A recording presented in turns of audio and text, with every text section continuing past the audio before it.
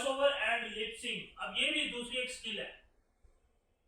Kids का voice आपको पता है, जो हमारे बच्चे, जैसे आप लोग 6th स्टैंडर्ड के बच्चे हैं, कार्टून्स वगैरह आप लोग देखते हो ना, 3D animation, the one of क्या कहते हैं कि महंगा तरीन और क्रिटिकल स्किल जो है ना, वो आपका वॉइस ओवर और लिप सिंक है, जिसकी सबसे ज्यादा डिमांड है।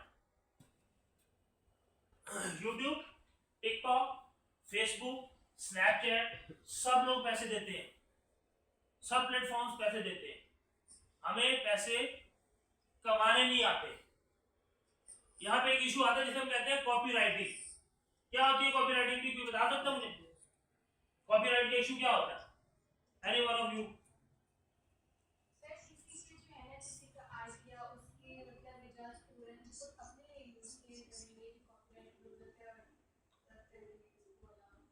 Very good, excellent.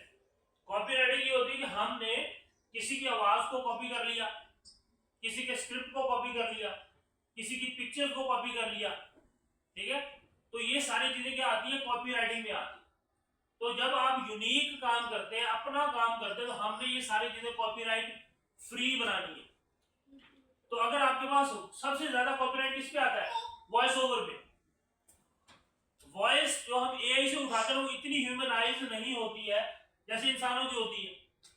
तो जितने भी किड्स के 3D एनिमेशन चैनल्स बने हुए हैं ना, वो रियल वॉइस यूज करते हैं, और real voice of kids. 3D animation में ज्यादातर वॉइस बच्चों की यूज होती है। अगर आप लोग यहाँ पे वॉइस ओवर और लिपसिंग की स्किल को सीख लेना, तो आप लोग ना सिर्फ यूट्यूब बल्कि टिकटॉक से भी बहुत अच्छी अर्निंग कर सकते हैं, in the positive sense. Lip syncing में आप देखें, कार्टून आप बनाते हैं ना, कार्टून की आप वीडियो बनाएंगे, वीडियो बनाकर आप यूट्यूब पे भी डालें, उसको फेसबुक पे भी डालें, उसको टिकटॉक पे भी डालें, रील्स बना के, शॉर्ट्स बना के वॉइस अपनी यूज करें।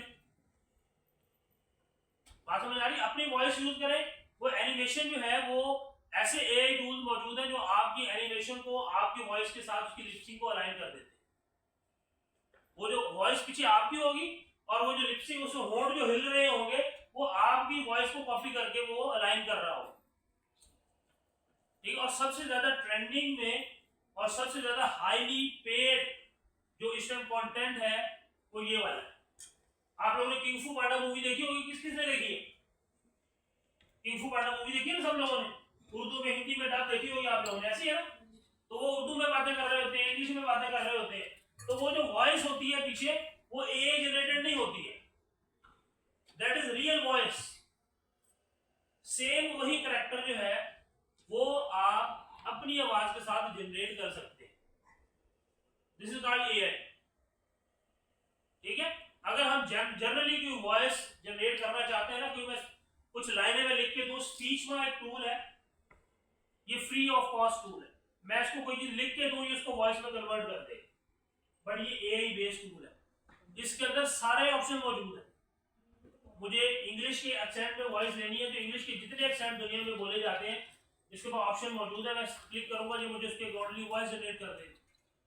मुझे अरबी में वॉइस जनरेट करनी है, जापानीज में, कोरियन में, जिस मर्जी लैंग्वेज में मुझे वॉइस चाहिए, स्पीच में इज देयर, मैं अपना स्क्रिप्ट उसको दूंगा और वो मुझे उसके अकॉर्डिंगली वॉइस बना दे।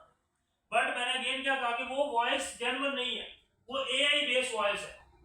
अगर आप अपनी रियल वॉइस को, किड्स की वॉइस जो है, वो इससे मोस्ट डिमांडिंग है, खासतौर पे यूट्यूब पे कंटेंट राइटिंग में सबसे ज्यादा डिमांडिंग स्किल जो किड्स की वॉइस है, क्योंकि 3D एनिमेशन इस टाइम में अब सबसे ज्यादा टॉप अर्निंग एक जो स्किल है कार्टून के चैनल्स। समझ आई बात? ओके, यहाँ तक बात समझ आ गई है कि हम अपनी वॉइस को भी यूज कर सकते हैं, अपनी हर स्किल को आप लोग कैश कर सकते हो। You just need to identify your potential. आपको सही प्लेटफॉर्म चाहिए, सही लेवल